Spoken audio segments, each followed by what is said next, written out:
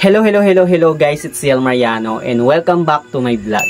So ito nga pala guys, yung ating part 2 ng about sa topic natin na 21 legit online loan providers in the Philippines. Ayan.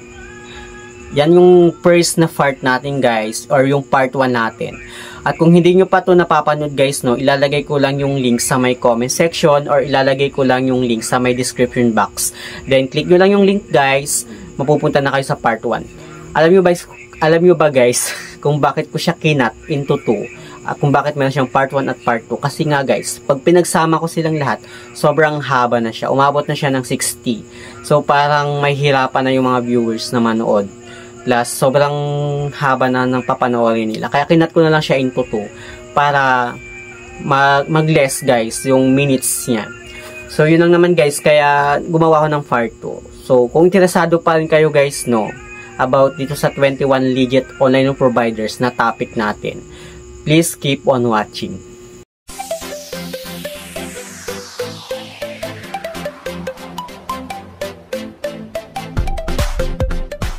So next na tayo guys, no. Ang next natin ay itong si Digido Instant Online Loan. Yes, makikita natin si Digido sa Google Play Store na dati nga daw siyang si RoboCash. Na hindi ko siya naabutan kasi this year lang din ako nag-start na mag-loan sa mga ganitong applications. So dito kay Digido guys, no, napakadami niyang complaint kasi napakalaki ng interest. Then 1 month repayment lang siya guys, no. Pwede ring 14 or 7 days, 14 at 1 month. At dito nga guys, no, sobrang laki ng interest niya pero mabilis yung approval niya. At yung nagustuhan ko naman kay Digido guys, no, meron siyang 0% interest sa kanyang first na loan. Pero 7 days repayment lang yung 0% interest nitong applications na to. Pero ngayon nga guys, no, ang daming complaint dito kay Digido. Tapos registered din siya ng SEC at registered din siya sa CIC. So nag-report itong si Digido sa CIC kung sakaling hindi ka nakapagbayad sa applications, pwede ka nilang i-report sa CIC. Which is yun nga, yung CIC guys is nagbe-base dun sa ating credit standing, no? Kasi pag medyo bumagsak yung credit standing natin CIC, mahihirapan tayo na mag-loan sa ibang mga online lending or mga lending na pwede nating mag-loan. Kung sakaling maghiram tayo ng mga car loan or housing loan, yung mga ganon.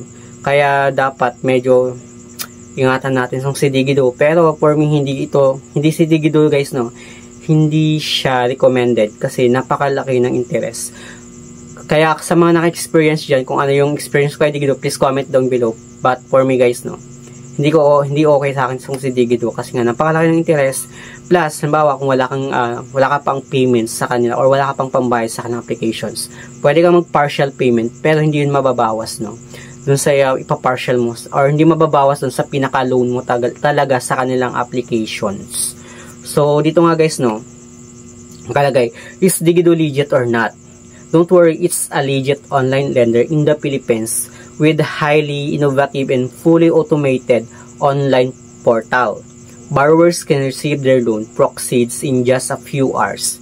You can even get a first loan at 0% interest for a 7-day term. So, yun nga, sabi ko na 7 days na meron siyang 0% interest sa kanyang first na loan.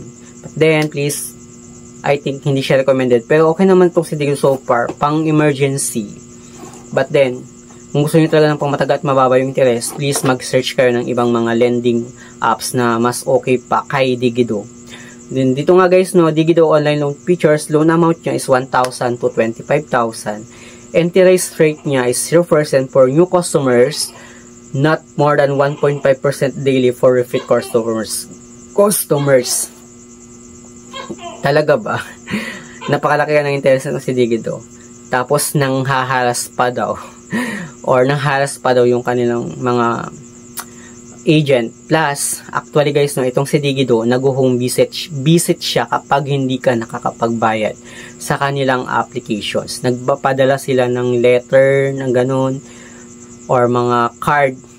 Hindi ko sure guys, pero nag-home visit daw talaga itong si Digido. Then yung application requirements niya guys, no, is 21 to 70 years old, Filipino resident, employed in selected professionals, valid government issued ID, and proof of income. Actually, meron akong loan dito kay Digido, guys. At hindi siya ganun ka-okay sa akin kasi medyo malaki talaga yung interest niya. So, sana hoping na mas bumaba pa yung interest nitong si Digido para kahit paano maging okay siya. But then, okay naman siya kasi nga, pang emergency siya. So, pang kung kailangan ng pera, emergency, okay naman mag-apply kay Digido since legit naman si Digido at under siya ng SEC and CIC. Sunod naman natin guys, itong si Square Financing Business Loan. Wala siyang app sa Google Play Store, so huwag kayo ma-expect. Dito nga guys, Square Financing Incorporation is a financing company that provides no collateral business loans to small and medium enterprises in the Philippines. It allows entrepreneurs to borrow money to increase work capital, grow business, or bridge cash flow gaps. So dito nga guys, hindi ko sure kung pwede kayong mag-apply sa website. Search nyo na lang guys, sakali na gusto nyo mag-apply. At dito nga guys, yung loan amount niya is up to 10 million pesos. Ganun kalaki guys yung pwede nating mahiram sa kanila. At dito nga guys, yung interest rate niya is subject to the lender's approval, depending on the loan amount and repayment term. Application requirements: business with at least 1 year of operation, checking account active for at least 6 months.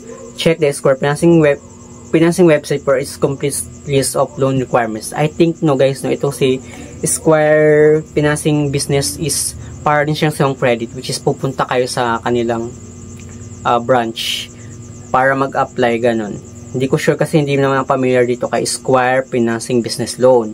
But then, kasama nga siya sa list ng 21 na legit talaga na online lending in the Philippines. And yung next naman natin guys, itong si Finbro Loan, which is meron siya sa website. Pwede kayo mag-apply sa website at meron din siya sa Google Play Store. Nakikita. Pero mostly, yung mga borrower is nag-a-apply sa kanilang website. So, dito nga guys, Finbro is a popular online lending platform. It promises an easy application process. You just need to submit a handful of requirements, after which can get approved within a few minutes. You don't need to worry about securing collateral either. It's handy if you just need a small amount of cash quickly, perhaps for paying for bills, groceries, tuition fees, and other emergency expenses. Actually guys, nag-apply ako dito kay Finbro sa website, but then na-reject ako. So wala tayong magagawa, hindi naman sa pero okay lang guys. Nandito nga kay Finbro Loan features, yung loan amount niya is 1,000 to 50,000. Interest rate niya is 0% for your first loan. So, yun nga yung kaya nag-apply ako dito kay Finbro dati kasi meron nga siyang 0% interest sa first loan. But yun nga, na-reject nga ako. So, dito nga guys, 6% after. Loan term payment nyo guys is 12 months. So, napakatagal din guys, Yung application requirements niya is Filipino citizen, must be between 20 and 70 years old, employed or with a regular source of income, valid ID, bank account, and selfie. So, sa mga meron na loan dito kay Finbro guys, comment down below para alam ko kung okay ba itong si Finbro. Actually guys, madami din siyang contain. Nakikita ko kasi doon sa mga nag-research kasi talaga ako guys, For me guys, itong si Finbro Loan is meron siyang mga complaint, but then hindi ko sure kung okay ba talaga si Finbro. But then sa mga may loan nga dito kay Finbro, please comment down below para alam ko kung tama ba yung sinasabi ko, kung marami ba siyang complaint, kung okay ba itong si Finbro, Yung sunod naman natin guys, itong si First Circle Business Loan, which is, ito nga guys, actually wala siya sa Google Play Store, wala silang application sa Google Play Store. Dito nga guys, First Circle is an SEC registered financing company under First Circle Growth Finance Corporation. It focuses on providing non-collateral credit lines to B2B companies or businesses that serve other businesses or government agencies. Borrowers can receive funds in their accounts within 5 business days. Hindi ako masyadong familiar dito kay First Circle Business Loan guys, Kung meron man sa inyo dyan na may loan dito kay First Circle Business Loan, please comment down below para alam ko kung para aware ako at share naman tayo guys. Ito nga guys no, yung features nitong si First Circle Business Loan is yung loan amount na mahihiram natin sa kanilang applications is 250,000 to 20 million pesos. So I think no, hindi kayo pwedeng mag-apply sa website. Pero kung pwede man, then okay, go. Pero I think no, pag mag-apply kayo dito sa kay First Circle Business Loan is dun sa mismo sa kanilang branch. Ganon. Hindi ko alam kung branch bang tawag sa mga ganon. Parang kay Home Credit siguro ganon guys. So kung eligible ka dito guys, no, pwede kayong mag-apply. Then dito nga guys, no, yung interest rate niya is 0.99% to 2.49%. So mababa lang yung interest niya guys. Yung loan term niya, payment niya guys is up to 12 months. So installment siya guys, pang matagalan. Hindi kagaya ni Digido na 1 month lang. So dito nga guys, no, application requirements niya is business annual revenue of at least 5 million pesos. Then Filipino or Philippine resident, DTI SEC certificate, BR certificate of registration. So parang medyo mahirap din mag-apply dito kay First Circle Business Loan kasi medyo malaking pera na yung usapan yun guys, no? 20 million. Pwede yung mahiram sa kanila. So, medyo, I think, pahirapan dito mag-apply dito kay First Circle Business Loan. So, kung naka-apply man kayo dito guys, no, at na-approve kayo, sa mga na-approve dyan, please comment down below. And next naman natin guys, no, itong si GDFI Loans or tinatawag na Global Dominion Financing Incorporation. In short, GDFI. Is an SEC licensed financing company offering a wide range of online loans such ORCR, car financing, truck financing, doctor's loan, and sangla titulo for business owners. Loan requirements are minimal and processing takes only 24 hours. Mukhang mahirap din mag-apply dito kay GDFI Loans kasi nga medyo malaki din yata itong ino-offer nila, no. So dito nga guys, no, yung features niya is interest rate niya starts at 1%. Application requirements niya is valid IDs, active contact number, copy of ORCR, proof of income, payslips, remittance, receipts, business permit, and proof of billing, electric or water bill. Visit the GDFI website to view the complete list of loan requirements. So, yun lang naman yung nakita ko dito guys, no. Kung gusto nyong malaman, kung interesado kayong malaman kung ano nga ba yung mga complete list of loan requirements nitong si GDFI, please search nyo lang siya sa nilang website. So, dito guys, no, pwede kayong mag-loan nga dito ng car financing, truck financing, doctor's loan, and sangla titulo for business owner. So, kung eligible kayo dito kay GDFI, then goods. Hindi ako familiar masyado dito. So, next na tayo guys. So, yung next naman natin guys, no, alam ko na familiar na kayo dito kasi mostly, di ba, pag pumupunta tayo sa mga malls, sa mga establishments, sa mga appliances, mga furnitures, nakikita natin yung mga promoter nito, no, nitong financing na to, which is ito nga si Home Credit Cash Loan. So, kung meron man kayong kung nakapag-apply man kayo sa apps na ay sa kanila guys, no, comment down below kasi ako meron talaga akong home credit. Pero hindi sa akin, sa kakilala ko. Nagpa-home credit ako sa kanya, ako yung nagbabayad monthly.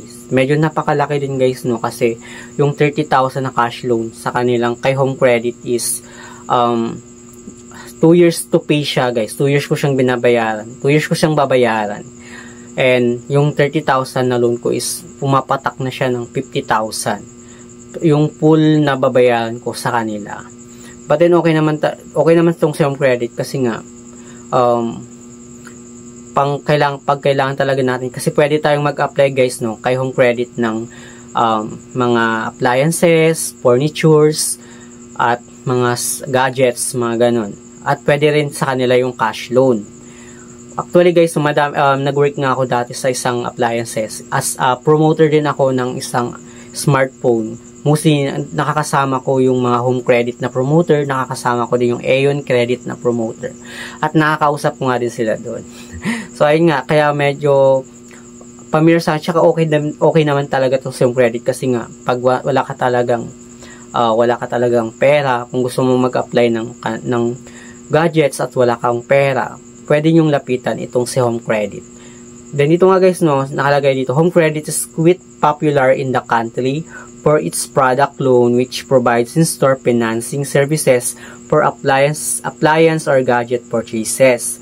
The SEC registered financing company under the corporate name HC Consumer Finance Philippines Incorporation also offers a cash loan, one of the most straightforward online loans to get in the Philippines through the My Home Credit app. So, sa mga meron ng applications kay Home Credit or meron ng loan kay, or may mga dati na loan kay Home Credit at good payer naman kayo, I think pwede na yata kayong mag-apply or mag-reloan sa kanilang applications kahit hindi na kayo pumupunta sa kanilang mga stall na makikita natin sa mga malls, mga ganon. If you're looking for a legit loan apps in the Philippines, you can only have to submit 2 valid IDs via Home Credit app. Not sure guys kung pwede ba talaga mag-apply kay Home Credit, no? Then yung Home Credit cash loan features is yung loan amount na mahiram nga natin is 3,000 to 150,000. Napakalaki din natin guys, no? And pwede siyang bayaran ng up to 6 to 60 months. Interest rate niya guys, no, starts at 1.83%. Then yung applications requirements niya is 2 valid IDs which at least 1 government issued ID showing the borrower's address. So, kung meron kayong list of valid IDs, pwede kayong mag-apply kay Home Credit. Mostly, pag gusto nyo mag-apply, punta kayo sa stall na makikita sa mga mall or sa mga appliances, no. So, okay naman tong sa Home Credit guys. Malaki naman at maganda naman talaga siya so far. Next naman tayo guys, no, itong si One Hand online cash loan. Makikita natin si One Hand sa Google Play Store. Pwede nating i-download yung kanilang application sa Google Play Store. Pero naiinis ako dito kay One Hand, no, kasi ilang beses ako nag-apply but then reject ako dito sa applications nila. Samantalang kay Tala na-approve naman ako, pero kay One Hand hindi.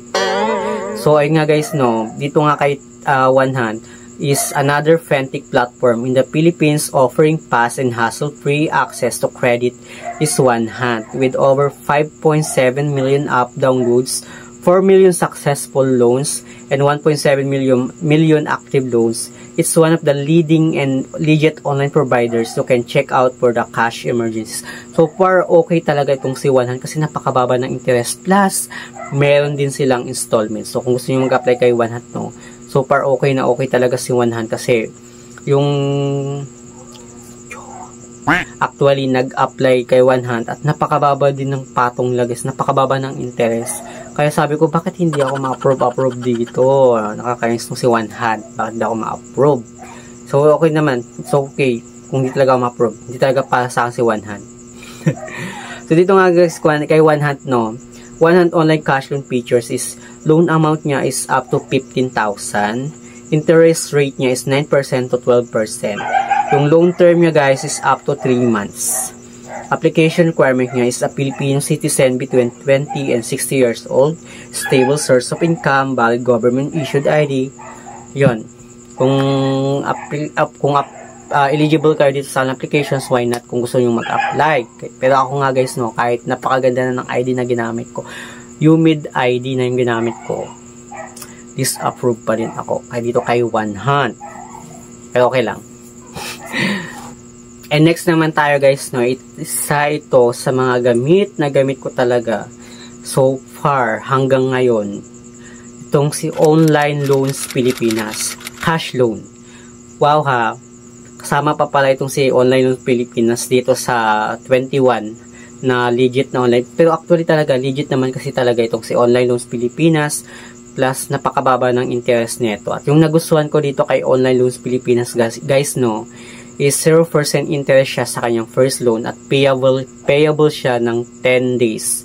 Then, yung maganda pa guys dito guys, no, is meron siyang preferred borrow bundle kung saan pwede nating ma-less yung ating interest sa kanilang applications. But then, ang daming complaint dito kay Online Loans Pilipinas or OLP na hindi na daw na-uncheck or wala na daw sa kanilang applications yung preferred borrower o yung additional services nitong si OLP. Pero yung last month kasi guys na nag-reloan ako is meron pa naman sa akin. So, I think I will update you na lang guys, no, kung meron pa ba sa akin talaga. Kung meron pa ba sa akin yung features niya na additional services tsaka yung pwede nating i-uncheck na kanyang preferred borrower bundle. I-update ko lang kayo guys kung sakaling makag-reloan ulit ako dito sa kanilang applications. But then, I think no, dito kay Online Loans Pilipinas, siguro pinipili na lang nila yung merong ganong features. Kasi nga, madaming talagang hindi nakakapagbayad dito kay Online Loans Pilipinas. Kaya siguro tinanggal na yung preferred borrower bundle. Di ko lang alam kung yun ba yung reason kung bakit nawala sa iba yung preferred borrower bundle or yung additional services nitong si Online Loans Pilipinas. So, nakalagay nga dito guys, no, na established in 2017, Online Loans Pilipinas Financing and Corporation specialized in online micro and consumer financing.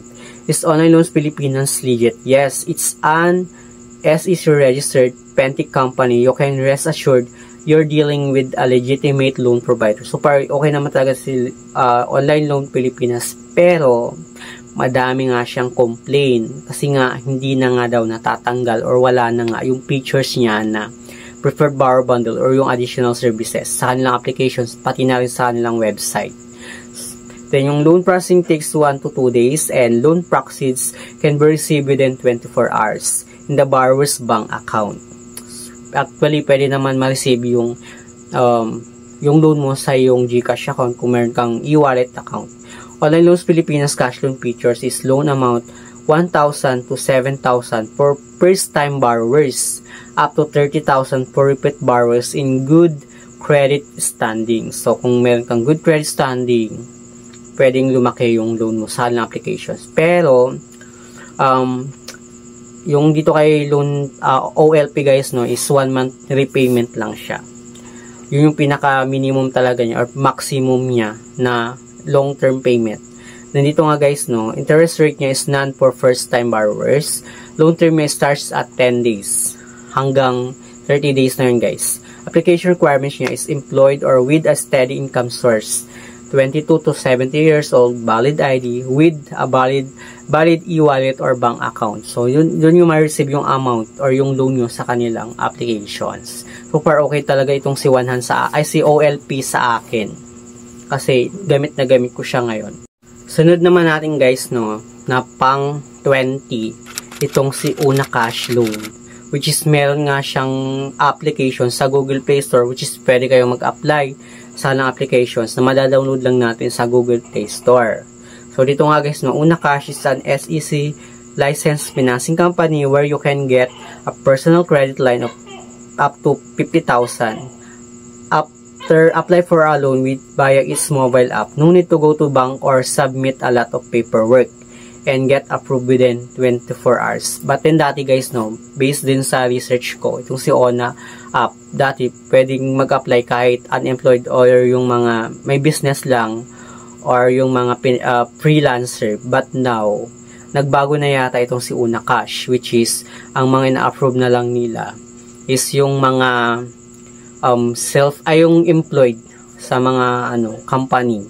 Yung mga employed na merong payslip, mga ganon, or COE, Certificate of Employment, mga ganon. Yung mga na-approve na lang dito kay Una Cash. Kahit na yung sa research ko guys, no, kahit na yung mga meron ng account nito kay Una Cash, then yung nag-update ito si Una Cash, bigla nga daw silang na-reject. At hindi ko sure kung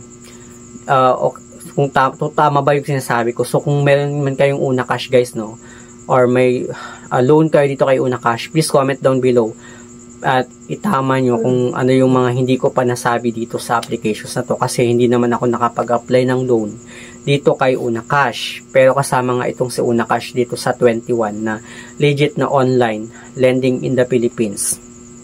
So, Una Cash loan is, features niya is loan amount is 1,000 to 50,000 pesos Interest rate niya is 0% to 16%. Loan term niya guys is 2 to 6 months. So, pang installment siya guys. Pang matagalan din itong si Unacash. Then, application requirements niya is Unacash mobile app. So, kung meron kang list of requirements na hinihingi nila sa kanilang applications, you can apply guys. I think okay naman daw at maganda daw itong si Unacash based doon sa reviews ko. So, last na tayo guys. Last but not the least, medyo mahaba-haba na rin itong video natin. So, I think wala nang manunood kasi napakahaba ng video mo, Sir Yel Mariano. So, ito nga guys, no, yung pinakalas natin is itong si Vidalia Online Loans. Actually guys, no, nag-apply ako kay Vidalia pero hindi ako eligible kasi yung mga pwede lang mag-apply sa kanilang applications is from Metro Manila lang. Around Metro Manila. Hindi pwede yung mga Mindanao, Visayas, mga yan. Nung nag-try ako mag-apply dito kay Vidalia Lending Corporation. Sabi nga dito, no, Vidalia Lending Corporation has provided salary, personal and business loans since 2008. It works as peer-to-peer platform where funds come from investors and not directly from the company itself. Vidalia conducts credit evaluation by a phone call with the borrower and disburse funds within 2 to 5 days. Its product include the light loan, salary loan, personal loan, business loan, and small business loan. So, kung taga Metro Manila ka guys, no, pwede kang mag-apply dito kay Vidalia Online Loans. So, sa mga meron dyang loan dito kay Vidalia Online Loans, please comment down below para aware ako kung okay ba itong si Vidalia, no. Then dito nga guys, no, yung loan amount niya is 5,000 to 500,000. So, napakalaki din guys, no. Interest rate niya is 4% to 6% per month. Loan term niya guys is 2 to 12 months. Then, yung requirements, list of requirements niya guys, no, minimum application requirements niya is Filipinos age 20 to 60 years old. Two valid IDs, company ID, passport, driver's license, UMID, SSS ID, GSS ID. Then, proof of billing. For the complete list of requirements for every type of loan, check the Vidalia website. So, kung gusto nyong makita or gusto nyong i-check yung kanilang list of requirements, check nyo lang sa website. But then, meron nga itong si Vidalia Loans sa Google Play Store, which is nag-apply nga ako. Pero nung malapit na sana ako dun sa kanilang applications, malapit po nang matapos yung pag-fill up ko, nakita ko na lang dun na hindi ako eligible kasi around Metro Manila lang yung pwedeng mag-apply dito sa kanilang loan, sa kanilang lending company. So, yun lang naman guys, no, yung ating 21 legit online loan providers in the Philippines. At kung nakukulangan ka or naguguluhan ka sa explanation ko, well, i-search nyo na lang itong si moneymax.ph sa website. At check nyo na lang dun guys, no, at hanapin nyo itong 21 legit online loan providers in the Philippines. So, makikita nyo na lang dun guys, no, basta search nyo lang yung moneymax.ph. Para naman mas malinawan kayo kasi nga medyo magulo na din ako mag-explain kasi medyo gabi na. So ayun lang naman guys, medyo mahaba-haba na rin itong video natin, kailangan na natin tapusin. Basta kung hindi pa kayo kontento dito sa explanation ko or yung reviews ko, bisitahin na lang yung website nitong si Moneymax para mas malinawan nga kayo, no. So, ayun lang naman guys, no, sa mga hindi pa pala nakakapag-subscribe sa aking YouTube channel, please don't forget to subscribe. Malapit na natin ma-hit yung 1,000 subscribers at malapit ko na rin ma-hit yung 4,000 watch hours ko guys. Konti na lang, ma-hit ko na. So, ayun lang naman guys, no, kung di ka pa nakapag-subscribe sa aking YouTube channel, please don't forget to subscribe and click the notification bell para updated ka lagi sa aking mga susunod na vlog. So, ayun lang guys, no. Thank you for watching and see you on my next video. Bye!